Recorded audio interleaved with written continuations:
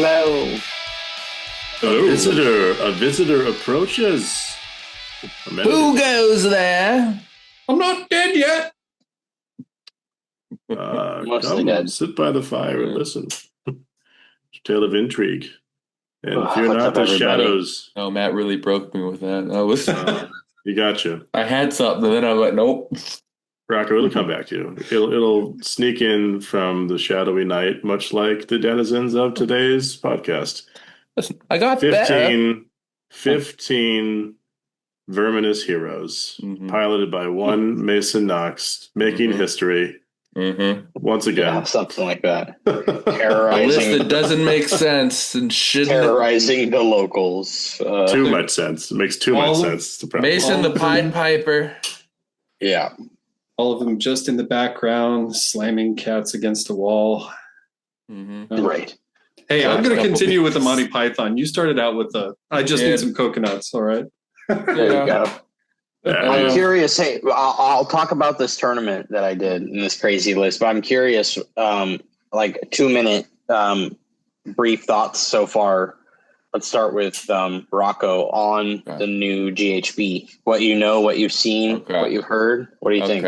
I'm gonna go literal. I actually like that they handed out like the actual GHB itself. I like that they have the objectives there. I like their system of how the scoring changed. I really do like the new battle tactics being something that cool. I'm not pre-planning every turn. Oh, here's this, here's that decision paralysis. I pick my track beforehand and list building. And when I score them, and I can focus on the game. I'm not always like, oh, what's my cran strategy? Oh, how do I set up for this? How do I do? You know, I like how they've rearranged Age of Sigmar. Cool. Jack? Nice hot take. You know what? Like, for a guy who has yet to play a single game of, I'm going to call it like the almost new edition, like General's Handbook. I feel like it. I'm kind of digging it so far. Like, I really enjoy how crazy the missions are and how crazy the battle tactics can be. I think that there's a weird amount of counterplay you can build into your thinking with it, and a lot of kind of a stress taken off of like the Simon Says of the game, where like, oh no, if I'm not doing the chicken dance at exactly this right time, I don't get my points. You can kind of use that flexibility either to get extra points or to bury yourself, but at least it's there. Yeah. Matt? AOS 5.0 is great, and I think it's the best edition of the game. This GHB brings back the things that I love about 2.0, in that there are things that can wildly swing the game. Both players can react to it, and it's not dependent on building a list to get specific battle tactics, which means that I think, and this is going back to an episode we had a while before, we're going to see much more list variation finally. Like I was saying before, Callus and Toll are still amazing. The points need to go up, but they don't have to be in every list now, for the very reason that there's not a battle tactic that they specifically have to be in that list to win the game with, right? And to me, that is the most exciting thing. I know there's a lot of talk about like competitive play is very, very varied, right? There's a lot of different lists out there at the end of what I'll call I was going to say 3.0, but at the end of what I'm going to call 4.0, the previous GHB or the released GHB at 3.0. But at my tournament, there were an amazing amount of Seraphon players, a deluge, if you will. And natural predator, Matt. They had specific. Well, I mean, I was just TOing, so I had to watch other people deal with it. But the lists that were there were so tailored to battle tactics that it didn't really matter what they were doing on the table. It just mattered that they got the battle tactics. And that to me was beginning to become the most stale part of the game. So now that like I took Scout, I can go do my thing. You know exactly what I'm going to try and do in each turn. you have the ability to stop it, right? I'm not dependent on having to pick a very specific thing at this very specific point in time, and then have units tailored to do that very specific thing at this very specific point in time. As a 5-turn player, somebody who loves that and who can play very fast on a 5-turn game when I need to, this is the GHB that I'm the most excited about, hands down, in all of Age of Sigmar so far. That's awesome. Yeah. So seems like a lot of excitement. Mason, what about you, man? Gotta turn the question around on you. Yeah, I'll talk a bit about it too through the tournament, because this was the first local RTT with the new edition. I mean, technically, it came out for sale on Saturday, and we fired Saturday with the new stuff. So yeah, that's crazy. We've had leaks for a little bit. So they were awesome, though. They had printouts of all the missions and all of the tactic cards for everybody. So, yeah, it was really awesome for like a fun testing ground situation. But I really like the edition. You know, I watch a ton of Warhammer on Discords. You know, so I've seen a lot of it played since all the leaks happened. I've played a handful of games now. It does feel super fun. It's still in its infancy yet, and it's kind of a crazy time for a person like me, because I'm like, I want to try all these different armies and I don't have all this time, and like, what do I want to work towards? It's times where I'm envious, where I'm not like a diehard one trick, you know, like if I only played Vec, I wonder what it would be like for me to be like, all right, how am I going to make, and I am thinking about that, because I play Vec, but I also have 100 lists in my mind. So it's fun and overwhelming at the same time. It actually, I'll pause for a second and say it's funny, because it dawned on me as this book got fire hose leaked, right? It was all of it in one go. There wasn't a single like article from GW about it. It made me realize why they slow drip that shit. You know, like Games Workshop it leads us on and we always want more, but like it lets you digest it a little bit. But yeah, I'm super excited. I agree with everything that y'all said. There seems to be rewards for an army that still wants to push and punch and go like try to double turn as quick as possible. But the odds of double turn and the punishment for double turn seems far greater. But in some cases, the punishment is nothing. So it's weird to be able to say that. But like, there are times where maybe you can double and, I can't get a tactic here, but you can do the things to meet the criteria. So I'm not doubling. I'm doubling now and I'm not going to score them, but in 3, 4, and 5, I sure will, because I just did them all, you know? So there are armies and there are tactics that people can build to go that way. Like you were talking about with scouts, you can build like a heavy cav fast type thing with a bunch of teleports and deep strikes, and just come and like overwhelm, like Beast of Chaos style, like from flank or something, and then just like work to pinch in. Chaos would have been so good in this fucking GHB. I know. They had to kill it. Yeah. The old Beast of Chaos. Dark Walkers would have been OP. Yeah. Wait a second. They're still here, guys. You just forgot. No, they got legended. I opened the app. Everything has a little legend badge. No, they did it. They just wear a bit more leather and silk. The Slon Goat is here. The Slon Goat meta. True, right. But yeah, then you can. I think that there's going to be a surgence of a horde meta also. I think that a lot of the horde stuff that you would be likely to see is getting cheap enough now that that's going to be popular. It's pretty cool. I think there's lots of good stuff. The Marty Thrall spam could be nice to see again too. That hasn't been a thing for the last year-ish. I mean, if you're not playing Scout, it's completely viable. I don't think everyone can Scout. Well, I mean, that's the best part. Actually could, because of the teleport stuff. Yeah, but realistically, the fact that those battle tactics, all these different types of army builds of either a fast cav or infantry or whatever these archetypes are, they all seem to have at least one really good battle tactic card, and then one like, I could probably get 1 or 2 of these. Yeah. I would like to take a moment and give a PSA for the Scout battle tactic card, Please. the Scouting Force. Okay, I Tell see us. a lot of people miss this part. It does say that you cannot complete the battle tactics with scout units that are in combat. So be very careful when you're taking that. I've seen tons of people that will post me a list and it's got like 3 units that can be scouts, and I'm with Scouting Force, and I'm like, what are you doing here? And they're like, well, they're scouts, and if I revive them, they can be scouts. And I'm like, okay, so to stop you, all I have to do is keep one of those units in combat for the whole game, and you can never score those points. Yep. The other thing to add to the PSA is remember that you can't have them off the board in reserves. They have to be on the board. To be picked as a scout, Yep. They have to start there. That's how they get the designation. You also can't pre-game move something out of the territory, or they're no longer eligible. So some missions, it doesn't matter. Some, like the Dawn of War style, like you'll walk your happy ass right out if you do that. So your gutter runners or your whatever the corn models are that do it, screw those things. Yeah, know what you're talking about.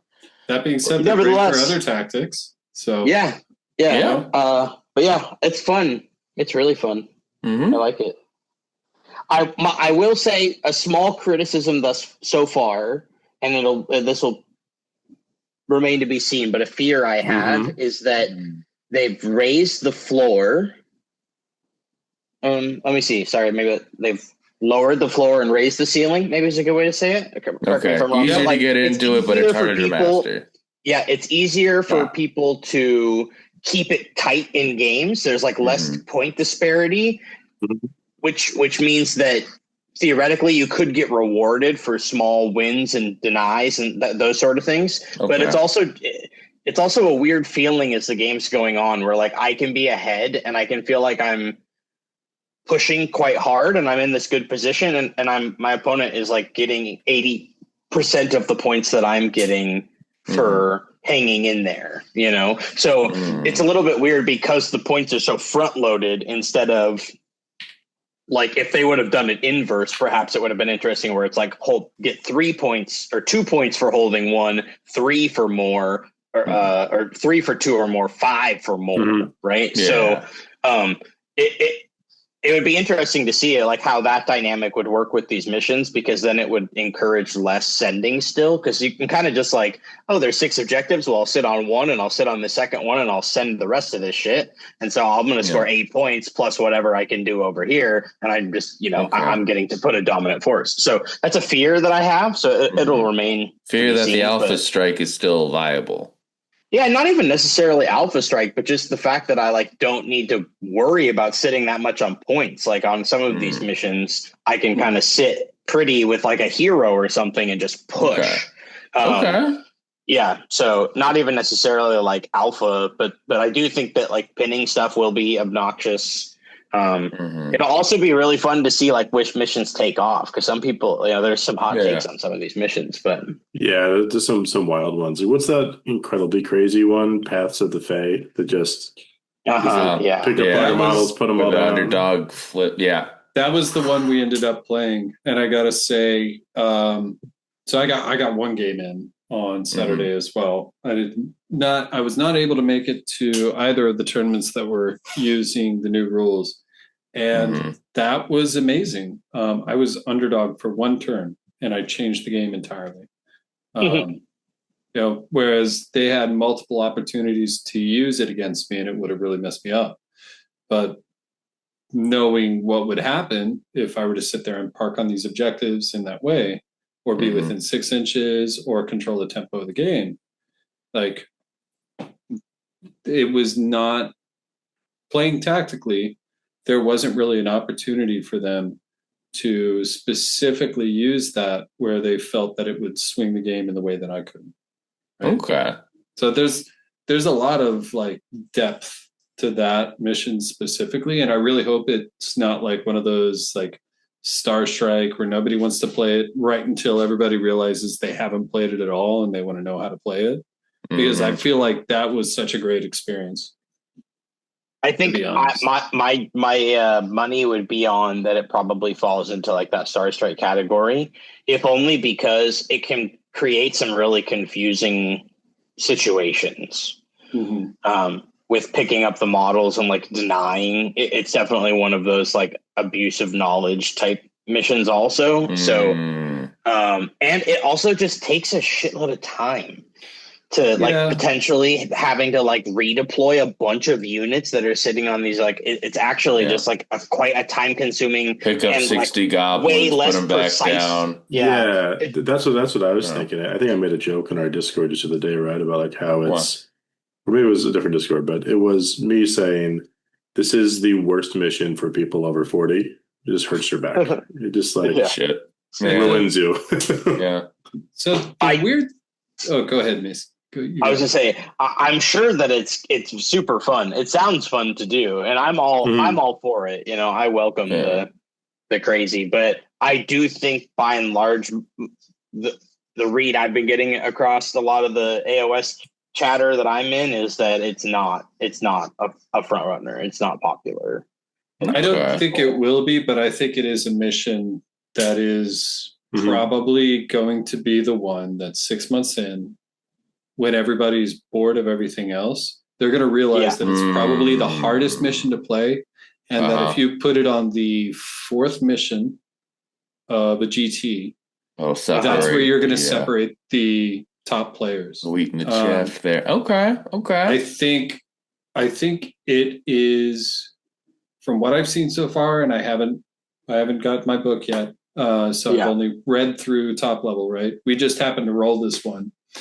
From what I've seen, that is the one that if you consider yourself a competitive player, you should be playing. Because I tend to think of it in a different way, right? We've lost a lot of time on having to watch your opponent pick battle tactics or, for sure. We've lost a lot of time on reminding people that they still have all out defense or all out attack or something like that. There's a lot that's been cut out that I think adds up. And I don't know. I think it's the most competitive mission there. If you are going to actually try and play a game tactically. I think if you're somebody that's into underdog mechanics, like comeback mechanics like that, and having that reversal, like what your experience was in your game, if you lean that way, you're gonna like that mission, because if you can be tactical and you can strategically do that, you can feel very rewarded with the outcome, because you can kind of like bait him into a teleporter. You know what I mean? So like, I agree with you. You know, I welcome a challenge. So it's definitely got like that mess up someone's run energy, like at a GT. Like, can you imagine like game 4? It wouldn't be game 5, but it would be game 4, and it would be like, I didn't practice this one, and then like my hammer got teleported into a corner and it couldn't move for 3 turns. And you can stun lock people with that thing. Right. My dream is that all of the missions are so good that every tournament doesn't tell us anymore what they are, and we're just going to straight random 1 through 5. You know how much I would love that, but the Discord servers would just hound me forever. They would. I know, but doesn't that sound fun? Like, okay, but I'm not saying it's possible out the gate, but like that's my dream world where all 12 are so good. I hear you. You know, and just throw a random GT2. You know, like it's the closest we can get to like drafting. Like it's prepare for. And that's one of the reasons Ricky Fisher out here, he does GTs up at Mox. If you are in the area, Pacific Northwest, always go to those. They're a lot of fun. He's an excellent TO. It's always a lot of fun. Well, you know, guys, this is but like he rolls day up, and it's the most fun because you really get to find out with everybody else. And you can't tailor your lists ahead of time. You can't do any of these things. And that's really big now that you have to pick these battle tactics too. Because you bet your bottom dollar, I'm looking at that map pack and the army I'm picking and the tactics I want to look at and be like, oh, is this a better or a worse one for scouting force? Right? Maybe I don't try to go for a scouting force build. You know what? That's a good point because you're going to tailor a little bit based upon that. I mean, this would be the smart thing. All right, I'm going to call it right here and right now. We've talked on the channel before about how we're going to keep doing our slow roll RTTs, but that eventually there will be a slow roll GT. Okay. Okay. I think the slow roll GT has to be the dice roller GT or the Wilds of Garon GT. We're doing it. It's going to be a randomized mission at the beginning of every round. There will be no way to fully prepare for it because it's the most thematic way to do it. You're in the middle of this giant island covered in jungle. You don't know what's out there. Yeah. It's most okay. Well, maybe we consider firing it early so there's like less. Let's just see if we can get it underway right now. That's not a bad idea. Maybe that's the next event. We just say give it its due time. I mean, we have the time to do it. We can give people basically 2.5 months to get through it if we set it accordingly. If we really want to stretch it, or maybe tighten that up. We'll figure it out, guys. Check it out on the channel. Yeah, we'll talk through that. Okay, but I'll talk about this tournament that I did. Please, I didn't think we were going to have a planning session. Pull up a chair. Do you guys need to refill anything? I'm already sitting down, Mason. I am ready. I have my light. Stand up and sit down again because you're going to need a new seat. Let's go. Okay, so I took a crazy list to this tournament. Okay, first RTT of the new book, day of. Let's go. I got to bring the heat. Okay, I got to come out swinging. Right? A buddy of mine, Jacob Berry, and I were chatting many moons back, early index, about a list for teams that was a bunch of Deathmasters. And for Skaven, a bunch of auxiliary Deathmasters. We started, they were like 140 points, I think, when the index or book came out. Like they were pretty expensive. And we were looking and we put like 9 of them in with some other stuff. Sure. We joked about it. We both played it a few games and it did pretty good into some stuff for teams, but really bad into some other stuff. We've made a few other iterations, but the Deathmasters just kept coming out and then it kind of lost its jam and then, it is what it is. Well, we got the points for this new update recently. Deathmaster, 100 points. Okay. So Jacob messages me out of the blue. Boom. We're rocking business, baby. 20 Deathmasters. We're going to the moon. And so I immediately obviously encourage that with every power of my being. Like, obviously we're doing 20 for sure. I'm in luck. I have 20 models that could be Deathmasters, 20, 30 millimeter bases. Boom, boom, boom, boom, boom. Whip it up. I've got 20 of them ready to go. Okay. Yep.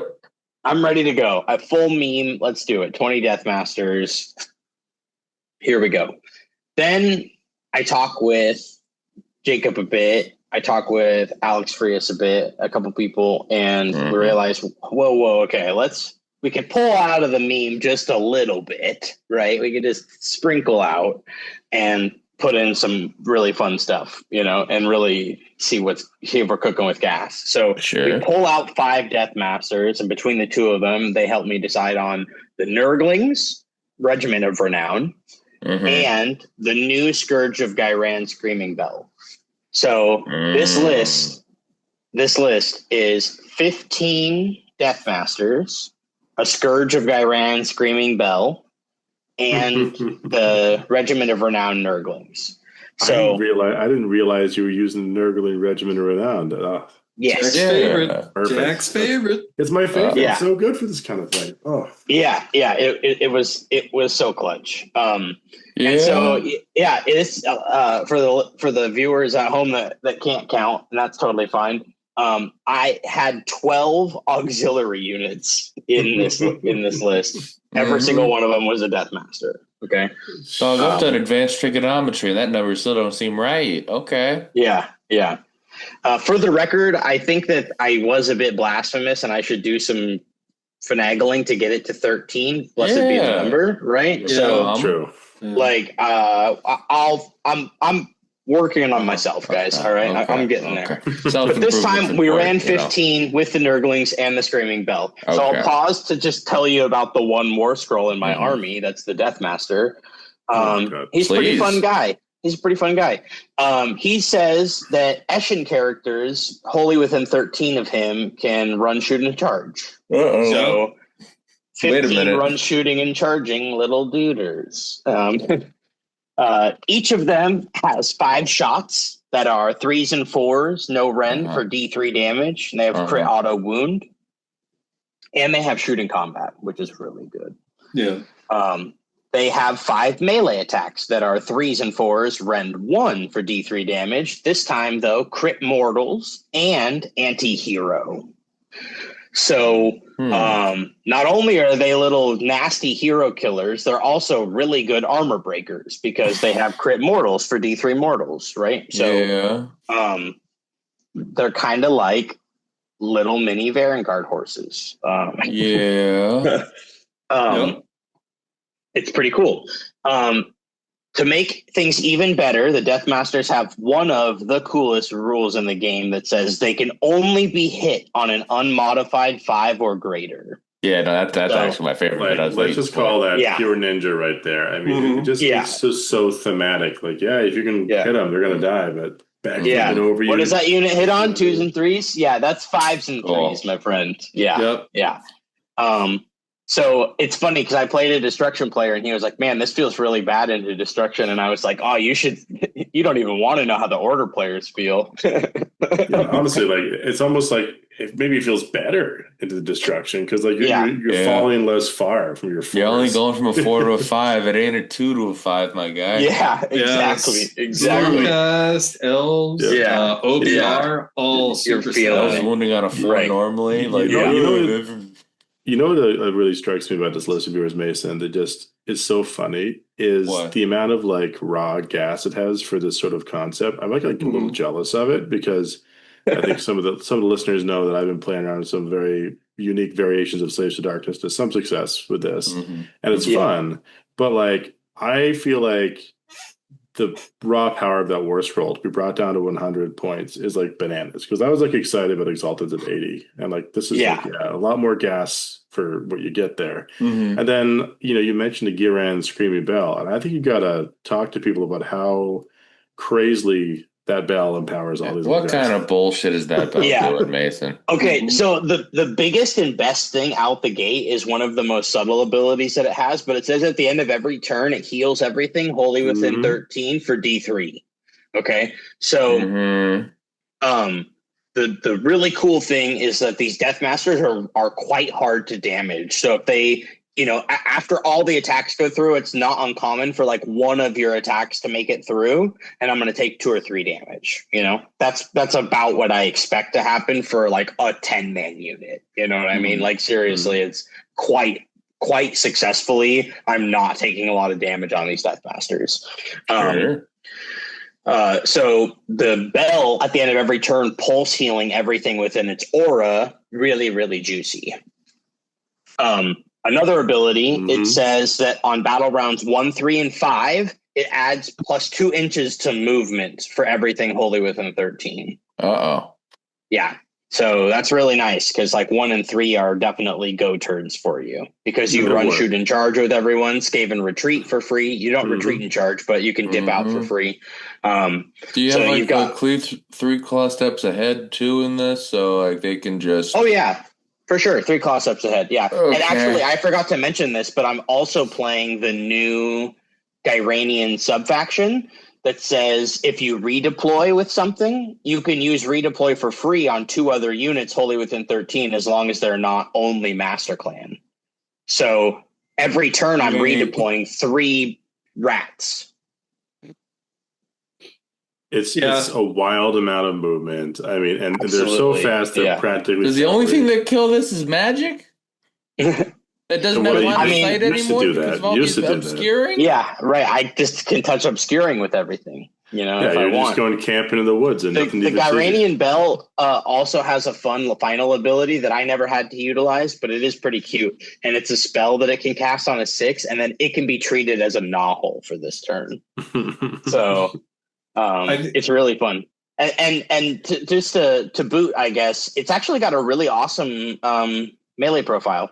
Very frequently I would send it into something that I knew it was just going to push over, and I'd all out attack it because I didn't really need CP for anything else. And it it actually punches quite hard on the charge, you know. Well, yeah, and when it's going in with 7 Deathmasters or something, like, yeah, things are gonna take some heat, you know. That's so stupid. I love it. Okay. Yeah. I do wonder. I think the only thing that could stop that is a horde army, right? Because then you're just doing weight of attacks against it. The only thing a horde army would be tough. Yeah. A few counters that I'll share that I think could be pretty good are like Idanet Deepkin, Daughters of Cain, Ogre Maw Tribes, Nighthaunt, maybe. Cruel Boys for sure. The theme of the things that I just named off are consistent impact mortals and crit mortal wounds. Yeah, because that's how you deal with the. Or even then crit you're like, auto. I don't care if I hit on 5s or 6s. That's all I wanted, anyways. You know what I mean? Spoons. You know what? Actually, yes, foods would be really gross. Also, just like weight of dice is good because you're already hitting low anyways. So then you're like, oh yeah, like 12 of these got through, and I'm like, oh, I'm on 5s. You know, so like, yeah. I think my Dark Oath would like it though. I think they would like that too because of all the mortal projection and the reflected mortals. Yeah, stuff like that. The cool thing, you know, it's definitely it's one of those things where I have to decide because it is super memey if I want to keep testing it and play it more, or if it was just a meme one time. And I mean, I did, spoiler alert, win the for tournament. I went 3-0. That sounds like a when you meme list, the dream, when you meme the dream, like you can go on top and it's legendary. But you know what's? I was funny today. I was thinking about that and talking about some of the counters and stuff. And I actually don't feel completely unconfident into anything. Like it did feel very strong. Because I think if I play into that other stuff, you know, I just do my damnedest to make sure that I feed you exactly what I want, and everything else just hangs back and just ninja shurikens you until you're close enough that everything can go in at you, right? So I think that's fair, and just to play like devil's advocate, the position of stuff to be able to counter it. Well, what do you really need to do? You can get everywhere on the board. You have novels. You can shield a lot of tactics with them. You can sit on, you know. I have skitter leap still. Them. I remember that like mid game, like, oh shit, I can teleport. Not bad. You're literally invisible. Wait a minute, invisible campers, and then like if they do kill like a couple of the assassins that are trying to plow into something, you have a pretty great chance of just, you know, kind of Nurgle pinning them. You're right, and then it's like so many ways. Because then those Nurglings are still fucking there. Yep. It's very fun. Yeah. So Mason, what happened at this tournament? Tell us, you know, what was your pregame? What was your game one? Walk us through it. Yeah. So pregame was Alex, the homie, picked me up at like 6:30, and our other buddy Jason met at my place. So we rendezvoused here, and then hit the road. And Alex drove us down to Vancouver. It's like a little over a 2-hour drive down there for us from my place. Had my ghost on the way. You know, good man. Watermelon up. Okay. Yep, and then flavor of the summer, people. Please sponsor us. Yeah, exactly. We chit-chatted about Fourth and just reminisced about friendships and life on the way down. Of course, got there, and Mindtaker Miniatures in Vancouver, Washington, was the host of this game. Okay. Really cool store, man. They sell like a bunch of used and secondhand models that people have either traded in or put on consignment. And I'm talking like a crazy selection. Like I got 20 built Tomb King horses on square bases. Like for $40. Okay. Yeah. Okay. Yeah. But then I also got like a Liege Cavalos that was $22, you know? Yeah. The crazy thing is Mason showed us a picture of these before we started recording. And they're actually the old ones. And you can tell because they have the sticker banner, which I'm pretty sure the new ones don't have. So that's pretty rad. And these spears are like insanity long. Like, they're bigger than Warden spears. Like, wild. The most fun for rank and flank game. They are painted. Just spearing into your opponent's block.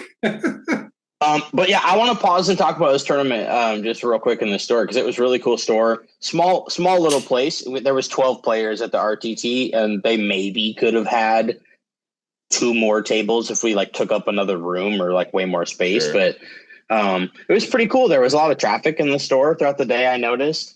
Nice. So when we got there, we checked in. It was $25 entry to play. Not too shabby. They hand everyone a little punch 25 card. Canadian? No, it was in Vancouver, Washington. Oh, okay. Wrong Vancouver. Yeah, exactly. We have our own here. I didn't know. I'm from the other Washington, man. I know. They handed everyone a little $5 punch card that was like $5 worth of snacks or drinks from their little cafe, in-store cafe. Yeah, like a little cafe. Yeah, Nice. It was more of like a what are they like a snack counter with a fridge. Yeah, right? sure. That counts. Really cool though. And there was just a little puncher, and they were like, "Yeah, it's just honor system. Just go and punch the thing and get your water, and you're good to go."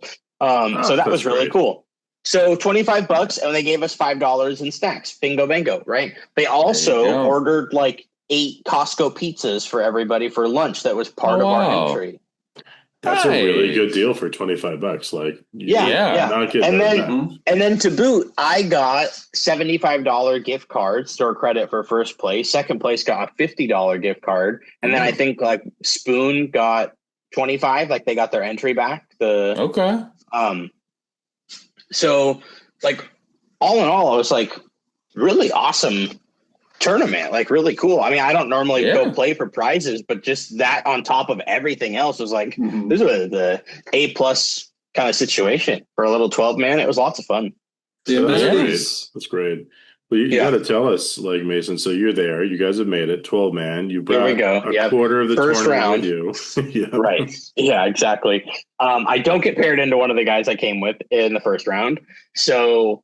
I get paired into a Skaven mirror match of all things in the first round, right? Plus to be the Horn Rat, he wanted me to fight my way through my demons, so to speak, before I could go on to prove that it was, worthy. And this guy was bringing the juice, man. Like I was actually worried. I looked at this list and I'm like, man, this is something I think they could actually deal with my list. Let's see how this goes. He's got a unit of 6 Storm Fiends and a unit of 3 Storm Fiends. He's got a unit of 6 Rat Ogres. He's got a unit of Clan Rats. He's got the Vermin Lord Warp Seer, like the caster one that lets you redeploy a little bit further. And he's got one of the new Brood Terrors, the Scourge of Gyran Brood Terrors that can like heal for quite a bit and can like take off his limbs and give it to the Rat Ogre so they punch harder. And a Master Molder. So, and he's playing the Molder sub-faction. So really cool list, really Molder themed, which I love to see. And I, of course, with Deathmaster Madness. My opponent is just like giggling and laughing the whole time at the start of the game because my army is hilarious. And I'm like, you may as well just deploy everything, brother, because you're not getting any information from me, So he put everything down. He kept like 3 of the Storm Fiends in the sky, put everything else down. And I kind of deployed, and I ended up doing this for all 3 of my games. I kind of deployed in such a way where centrally I had like 2 Deathmasters in the middle to try to go seize the center because I had that as a battle tactic. Sure. And then I had anywhere from 2 through 4 on either in total, like so 1 on each flank or 2 on each flank, depending on if I needed to zone out Deep Strike or not. Just so I had runners going up the side. And then somewhere in between on one side, depending on how I wanted to shift against my opponent, like if they put their good stuff on their on this side, I wanted to put mine over here, right? In kitty corner to one. So because I got to have full information, I would normally set up like 5 or 6 of them behind the bell, and Lord then the knows one guy with all those drops. Right, exactly. What's so funny about this, Mason? I just have to say right now, they often say that like people really advanced in a game, really on the next level. Like they might be playing like 4-dimensional chess to someone else's 3-dimensional chess. Right. You are playing a football play to someone else's Warhammer game. Yeah, exactly. I'm playing Blood Bowl, and you guys are playing Sigmar. Yeah. I have to play high drops again. God damn, this is so. But only your opponent is sad. That's it. Yeah, only your opponent is sad. So my opponent is loving it, having a good time. He's like, okay, you can go first. And so I was like, okay, cool, no problem. I'm shocked.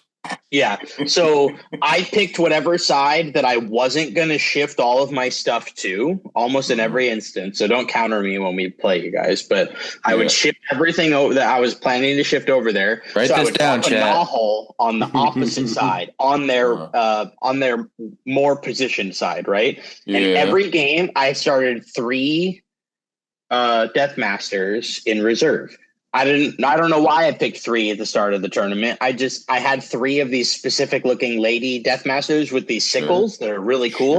There's only 3 of those models, so I'm like, okay. But the ladies are going in reserve. That's what I did, and so it felt good. It felt right. I was like 12 on, 3 off, right? So, what did Will Smith say? Triangle, bitch. Right? Yeah. So, my opponent made me go first, so I was like, okay, I'm going to do very minimal, just score as many points as I can, but I'm going to drop in these rats over here on your flank at 9 inches, because you will either redeploy away from me, and now I'm safe and annoying, because if you redeploy away and then come back, like I time walked you, so that's awesome. So you either stand there, okay, right? You either stand there and then take 3 of these barrage of shots, or you redeploy away. Okay, but if you redeploy away, you have to be really funky because you've just deployed. You know what I mean? So then I shift like everything else off to one side, touch whatever I need to touch, stay really, usually stay pretty tight with the bell. I try to cast the endless spell for the Skaven bell, because that one says wholly within 13, your infantry is -1 to be wounded. So if that's live, my rats can only be hit on 5s, and you're probably wounding on 4s, right? So good lord, that is wild. Yeah. Plus that little heal. That was a respectful fuck off, but my God, man, it was a real ball buster. That's for sure. So I did that. My opponent decides to like move up, and he's like really excited about being able to fight some Deathmasters, and he comes in with some things and kills nothing. Like Storm Fiends are like, oh, what? Okay, yeah, I guess we miss every attack. So and then he actually wins the double turn, I think. And I think that I used my extra reroll to make sure I didn't get doubled. Yeah. Neato. That's right. That's the new thing. Yeah.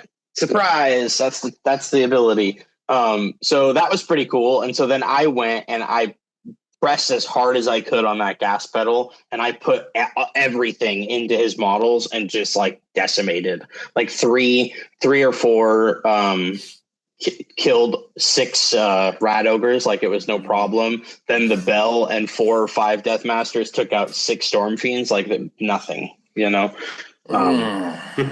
one point, my opponent got to put his storm fiends in, and I had 2 Deathmasters and into a whole grip of these 6 rat ogres. My opponent, because of the piling and how tiny my Deathmasters are, he could only get 4 of them to fight. So he's like, I'm going to juice them up with the bonus attack. They're going to hurt themselves, and they get +1 attack, and they've got like 7 attacks each. And I've got 4 of them going in there. We're like, okay, 28. He's like, I'm going to split them 14 and 14.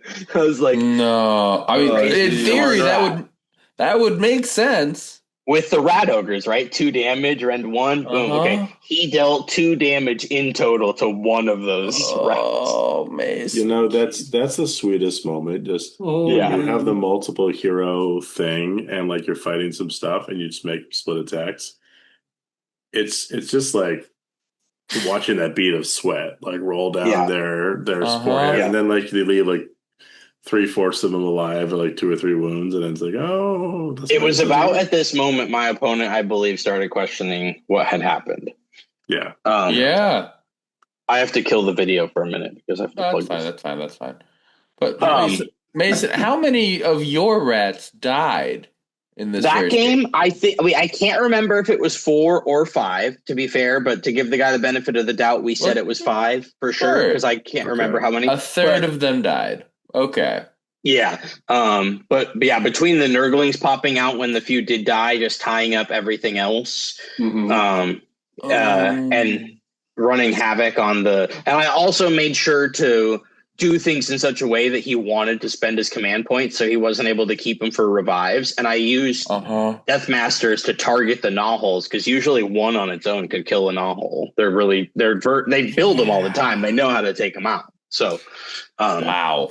I have a feeling that it sounds like the rest of these games are going to sound like your opponent walked away from the game feeling like a tornado went through town.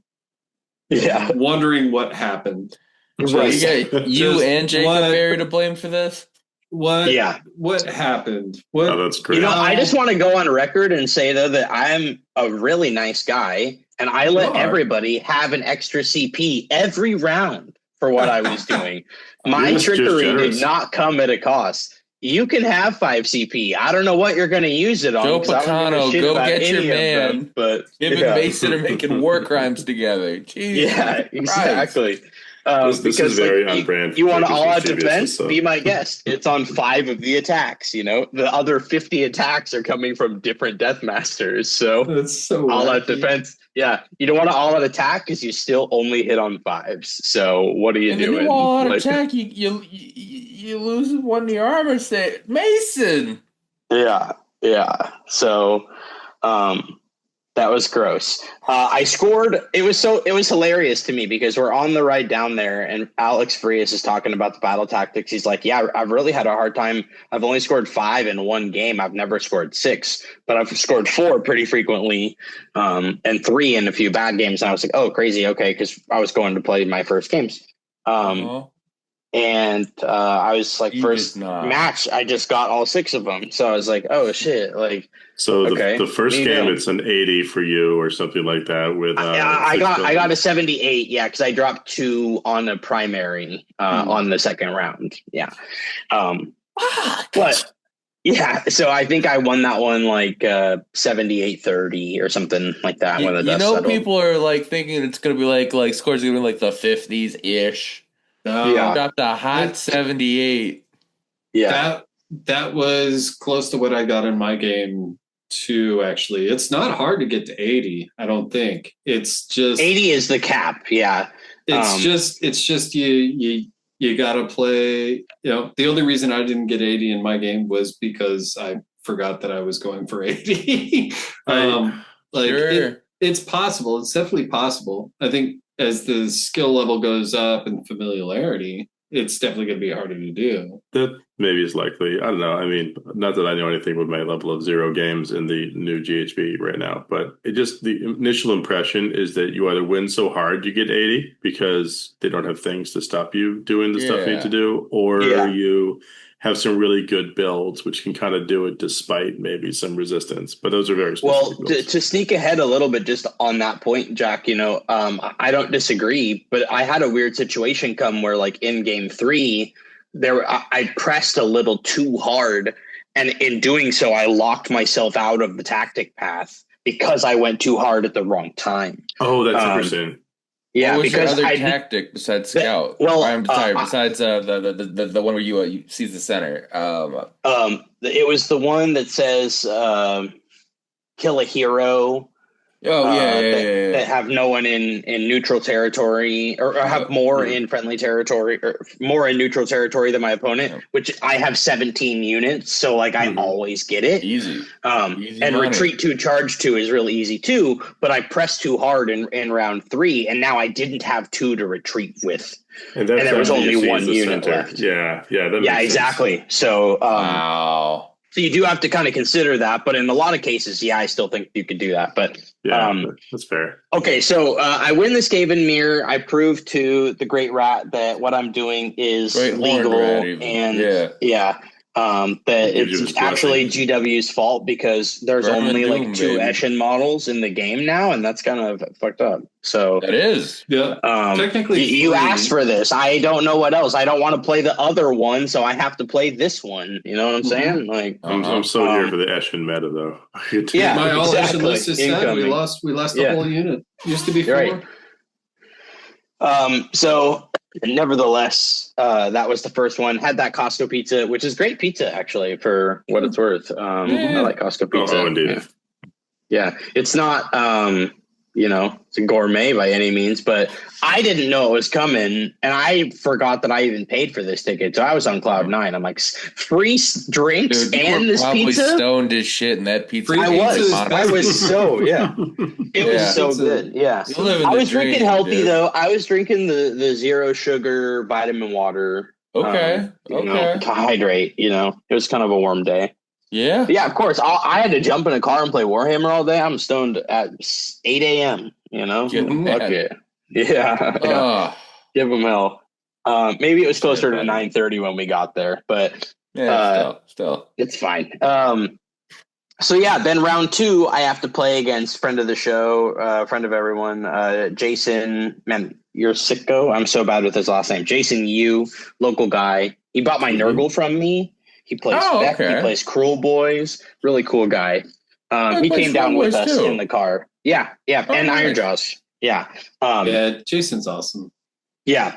So this tournament, he brought Ironjawz with Kragnos, a couple big pigs, a unit of the soggy pigs, 10 brutes, 6 of the new soggy Rekkas, and a big boss. Not a big boss, a mega boss.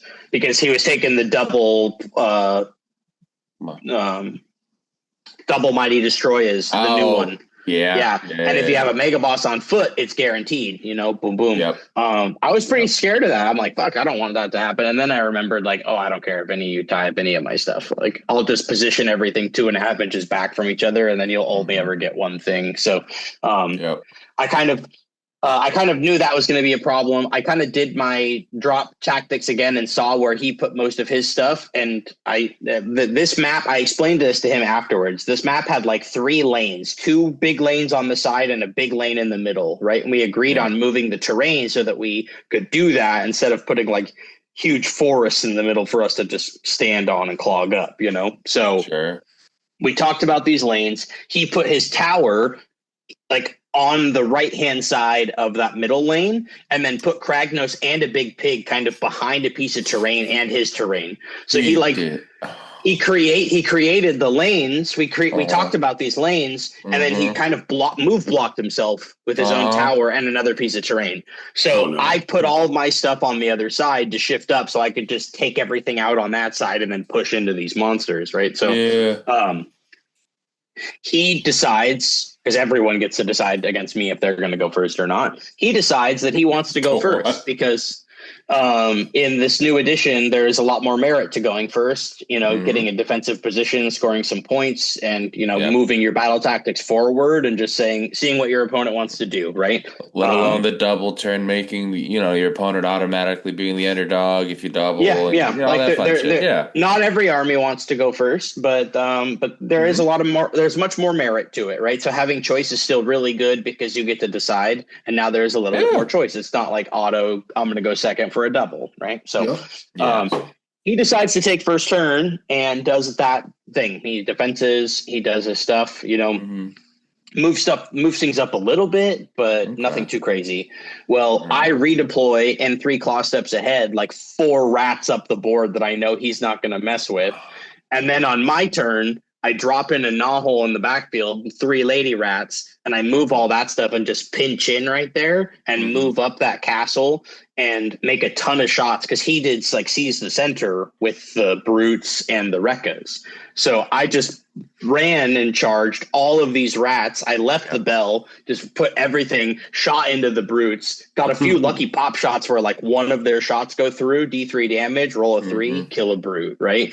Nice. Then when I go in, it's crit mortal, so their big saves don't really mean anything. So so I push in, I deal a fair bit of damage, and I feed him a rat so that like the big pig, who we decided, I was a bit generous and said, okay, sure, yeah, you can walk over these things, you just can't land on it, so I let him do like a counter charge kind of situation.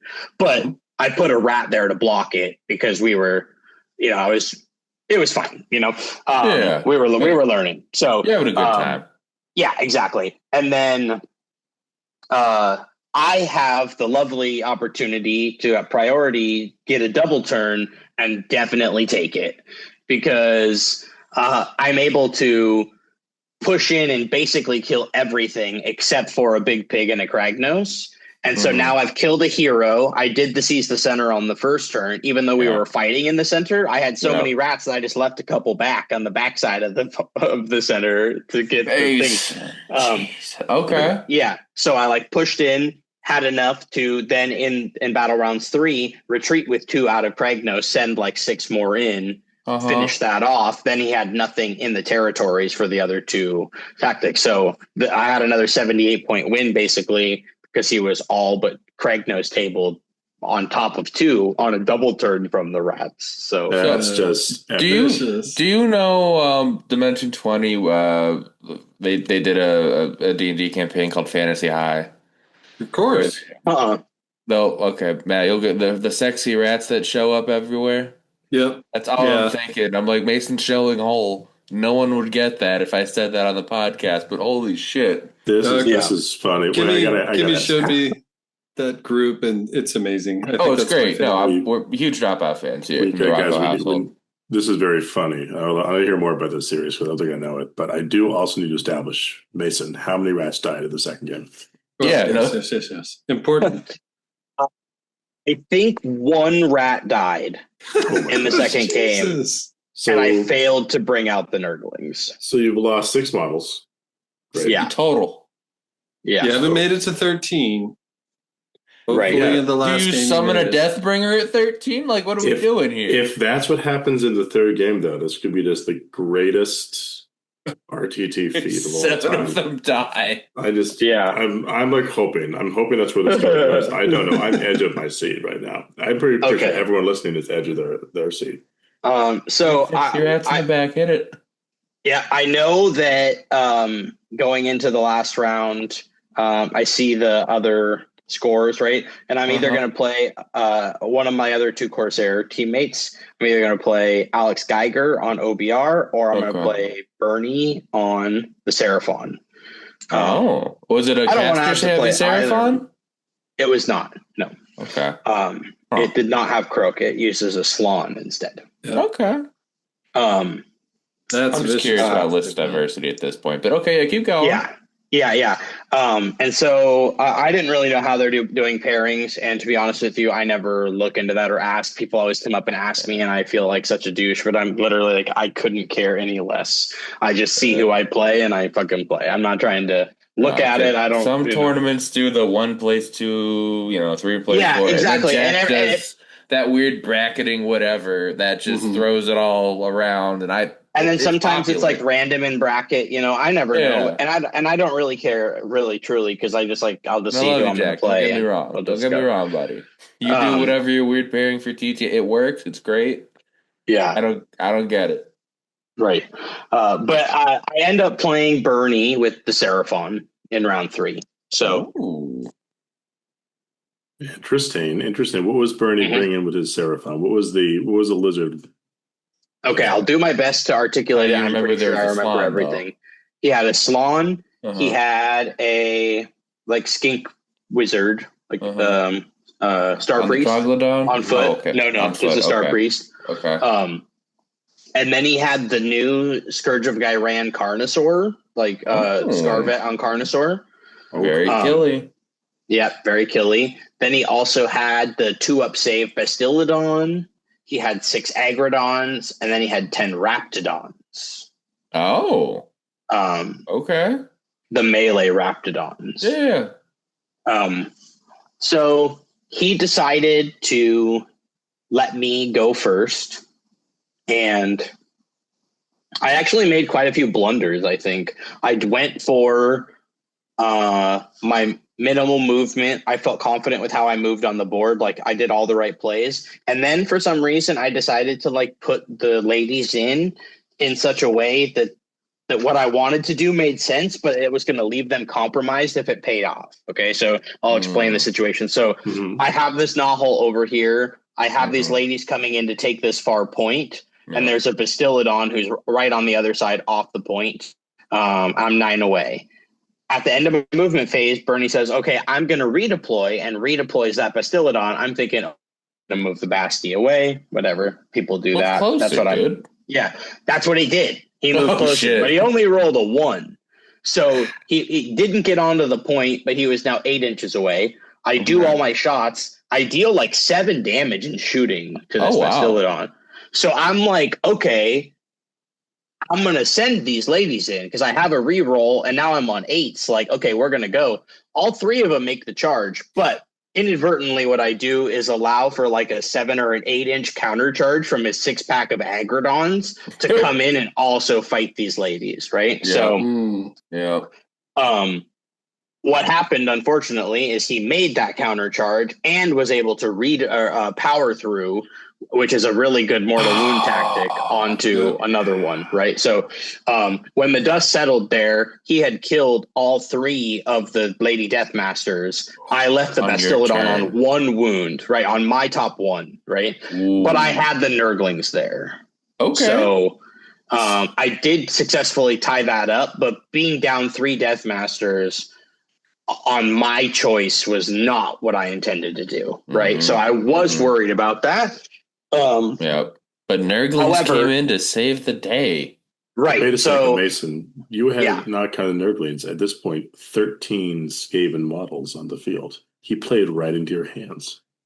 Yeah, exactly. Yeah, now we were on. There was an interesting interaction that I talked to Bernie about after the game, because then we moved into his turn. He moved some things up, like some Raptidons up. He pushed up a couple of things into the middle a little bit, kept the Slon and the Wizard safe to stop me from deploying in the backfield. He really didn't want me putting Gnawholes back there, which is totally fine. And then I redeployed 3 rats away from the Raptidon, so they were like not going to get in and do any of their things. Oh no, maybe not. Maybe the Raptidons didn't actually move up very far, because what he did was he dropped Callus and Toll like right in the middle of that center lane and moved the Carnosaur up. Okay. And so he was 9 away on Callus and Toll with the drop, and then the Carnosaur was like on a 6 inch away. And so I redeployed those 3 out of the center lane, moved out of shooting range, moved out of charge range. Now there's just a Carnosaur and Callus and Toll sitting like right in the middle of the center lane. So it's a nice situation where, because of the blunder in the first turn, he goes up on points. He doesn't really do a whole ton, but he's not trying to on his first turn, because he's just trying to get points, move those tactics along, and push out the game. And I kind of thwarted the one commitment he was looking to do with the Callus and Toll and Carnosaur in the middle lane. So, and your underdog and underdog mechanics are pretty good. Yeah. Exactly. And so it's a weird situation where if he goes for a double, it's not very good, because he pushed his tactics forward and I become the underdog, right? And my army's still really obnoxious, so you don't really feel like you're going to get a ton of output. But also, if I win Prio, I'm the underdog by 2 points, and his whole army's been handed to me, right? So I end up winning the priority, and I go in, and basically Did you need your reroll?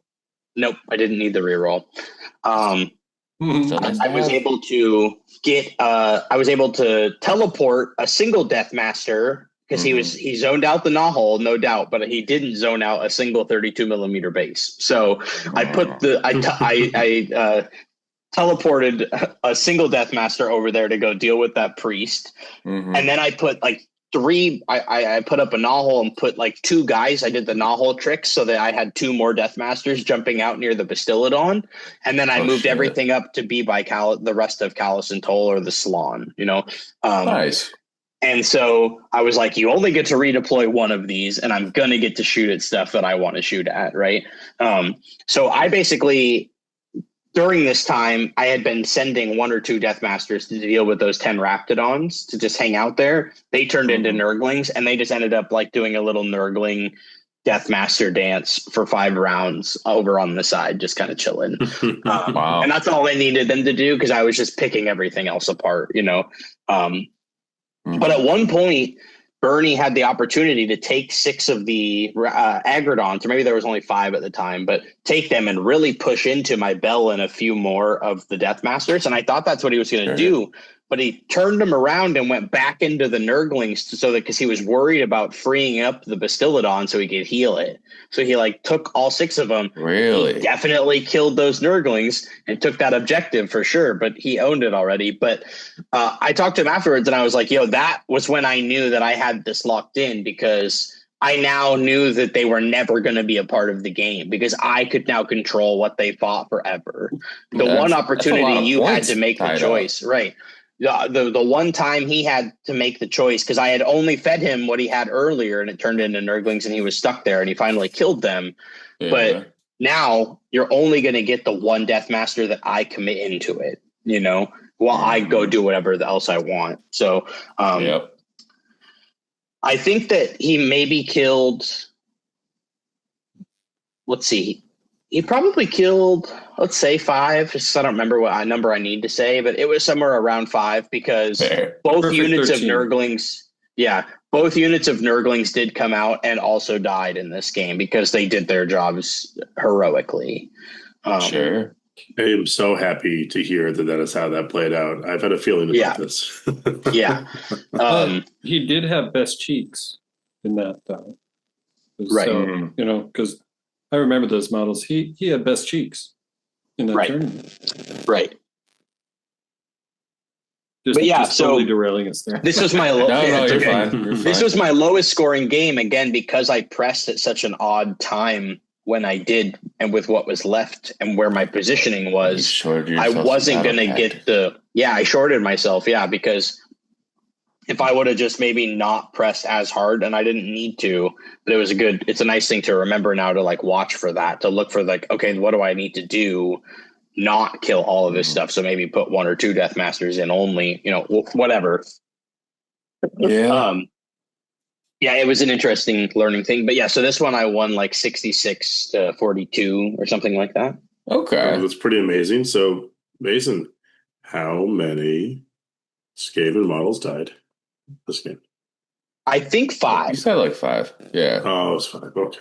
They were going to say 13 because they were going to say he got up to 13 for. And we're 13 on the day seems good for just rough mental math. So I don't really know many other numbers anyways, so it sounds about right. It's the thematically appropriate. Really petered out at 11, y'all watching at home. But, you know, follow me, camera guy. It's 13. Yeah, exactly. Don't let the facts get in the way of a good story. No. At this point, we have to. Not when you're fishing. So I did a lot of stab killing over the day with my rat people. It was really fun. It was really fun in a sadistic way, and I apologized profusely to everyone. And they kept saying, "You don't need to apologize." And I was like, "Yeah, but I do because this is so dumb." So only because it worked. You love to see it. That should have been an 03 list because, where's, you have no models. How do you hold object? You screen everybody out and kill them. That's crazy. Yeah, it worked.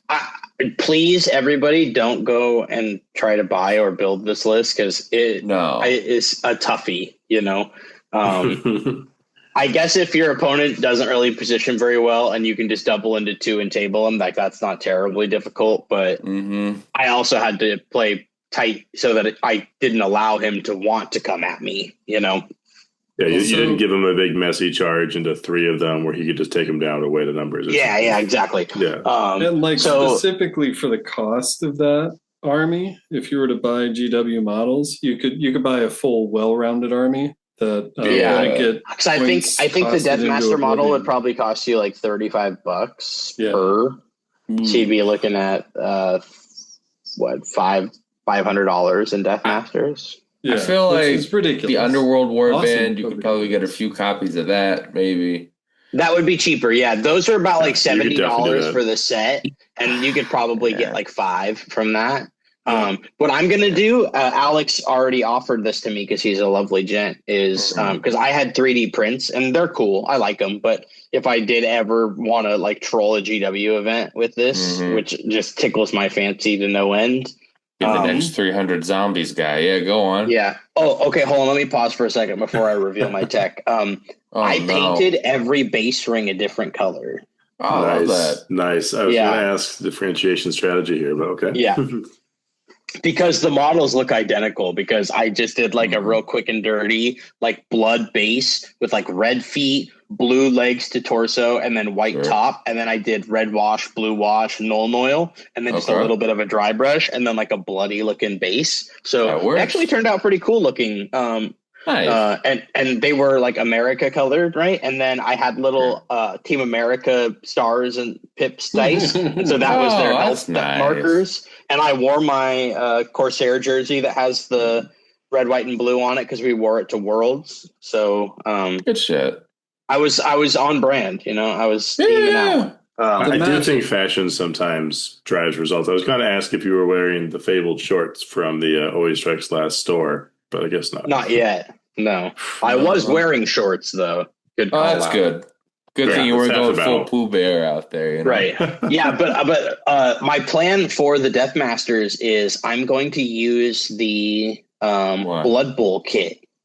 Dude, yes. It comes with 12 guys, and like all but 2 of them look like they could be Deathmasters. Yep. And having a couple guys that would be like Enforcer Deathmasters actually just makes sense. So it does. And only one of them is holding a football. And it's at the end of his tail, so I'm just going to break it off. But I think that's a very good strategy for this. Keep it. Yeah. No one make it look like a grenade, dude. Like that's his throwing stars. He's actually hucking the fuck it. Right. They have footballs with spikes. No one will know. Right. And then I'll only need to get 3 more. But truly, I think that just if I'm gonna go full meme, I think that I have to actually drop it to 13 now. Once I don't click to in my head, I was like, oh fuck, I have to do this. Yeah, when the points go up after they hear what you did. Yeah, I know. Sorry, everyone. It's my fault. Question, Matt: do you own 20 Deathmasters? I own 6 or 7. Okay, that's reasonable. That's a reasonable large amount. But the Blood Bowl ones will do me fine because they already are on 32 mils, so no problem there. And it's 12 of them, right? And Alex is going to hand me the box, but it's like a $50 kit. But, you love to see it. But you know what's really hilarious, and I love the idea, and why I went with it is because they have numbers on their pauldrons. Like when you play Blood Bowl, you're numbering your guys. So I can number the Deathmasters. That's how I can tell them apart. Oh no! Okay, I mean, for that reason alone, number 7 is. Yeah, I have to, right? Like a Matt knows. Team. Matt knows when I'm excited, and like I am just. That's amazing. But I'm having a hard time because I can't tell how good it will actually be. Like I recognize that it has some hard counters, and it was just catching people off guard, which is like totally what I'm all about. But I mean, I think in the nicest way, like as a whole, like the list, I remember when you were first looking at it, you sent it to me like months ago. Yeah. And I was looking at it like, what the shit is this? And then like, it took a little while for the gears to start turning, right? And get the momentum to understand what you were doing. And I was like, even then, when the points were, I think they were at either 120 or 140 at that point in time. Because I think they had actually started 160. Like that. But they've had 2 points drop since, if I remember correctly. I could be completely wrong. No, that's right, Matt. We'll call it Monday.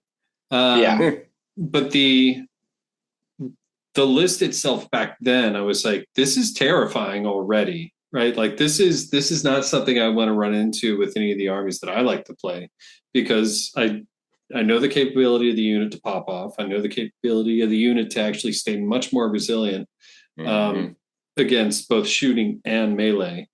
And whatever I'm going to send in, I can only make, like a certain amount, like fight last or debuff. And like the threat range is equal, so there's no way to stop a hammer because a hammer doesn't exist.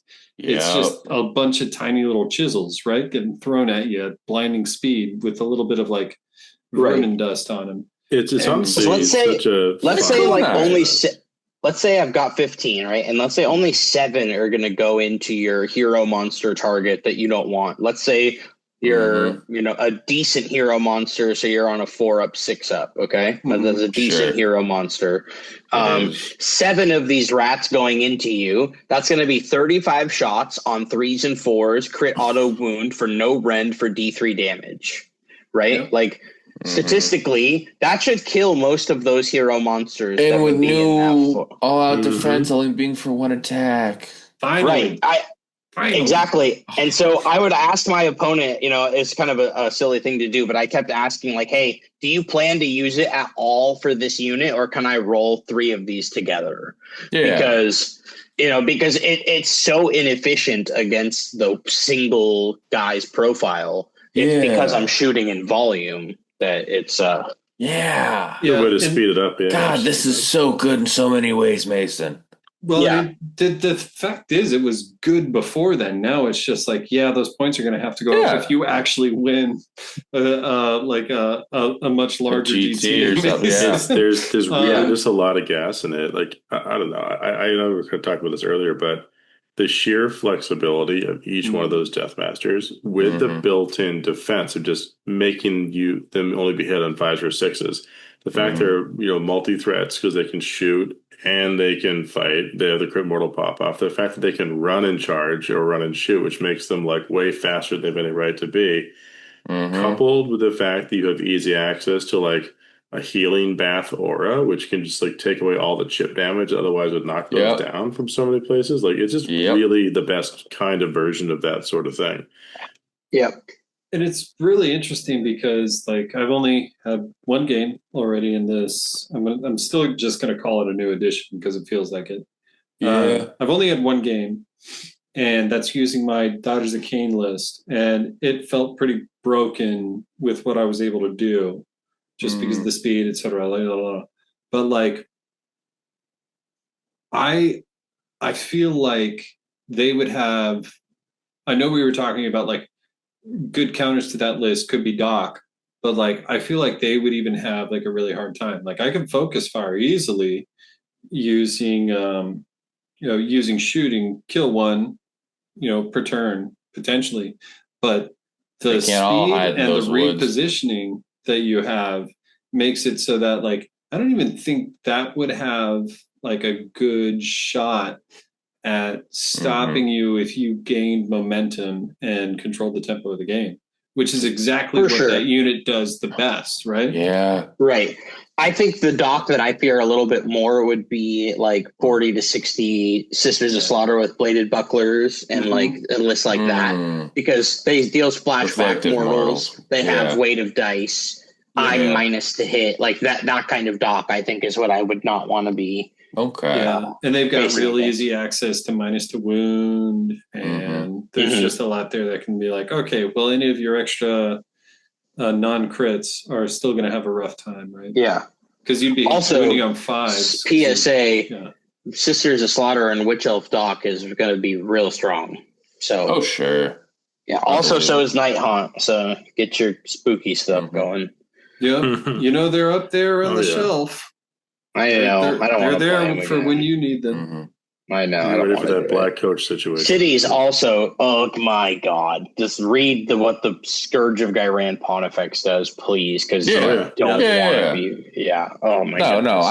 She's I'm back. familiar She is with a nightmare. Yeah. It's absurd, dude. Like. Okay. If I wasn't so hyped for this new Deepkin book, and I'm like racking my brain about all that. I would accidentally spend the next 6 months on cities, not even and like come up like because it's just the new city stuff is so nice. Yeah, I actually got like 2,500, 3,000 points based over the weekend. Nice. So like, but the hilarious thing is that the paint scheme that I chose is the Maryland flag, so it's going to take forever to get those painted. Those are never gonna. Those are gonna see the table by the time this GHB is done. It's so sad. So sad. Unless but I am also, and then I have to paint them. Right. Yeah. Then we have to get them ready. Yeah. I am excited though. I am still going to test my Git mob. Okay. I'm not going to move off of the Deathmasters entirely. I'll still like keep it in rotation. But There's so many things I want to try. I'm not going to like hardcore dedicate to it, I don't think. But getting the little Blood Bowl team and painting some more little guys, like that was fun. So I'll probably do it. I'll probably mirror my scheme because I really liked it actually. So I just want them on legit models instead of prints. So I think it's really interesting with the Git Mom, since you brought it up. Yeah, they feel like they were built for this GHB. I'm looking at it like the changes to all-out defense, just the speed, the maneuverability, I modified my list ever so slightly, and I added more units and more cav, and I cut the Doom Diver and some chariots because those were like the weak links going into this. Cutting the chariot, okay. Well, I still have 4. Right. 4 chariots. Right. Okay. And actually, I added in the boss chariot, which was okay. Yeah, he's nice. He's actually really nice. I like the wizard too because he gives you survivability from range. It is not bad, but everything already gets it now from obscuring. It just does extend it a tiny bit more. It's cute, but like that's a scouting force army, right? Like I have so many things that will be scouts. Hello, everybody. It is Rocco, your boy, coming at you once again with another Always Strikes Last promo. That's right. Ring that bell. Leave a like, a subscribe. On whatever platform you're listening to us on, be it YouTube, be it Podbean, whatever you got these days, so you can keep up to date. Don't forget, we have the Patreon, if you want to, give us a thank you for all the stuff we put out. That gets you into our member-exclusive Discord. And if you want to be an even bigger supporter, we've got a merch store.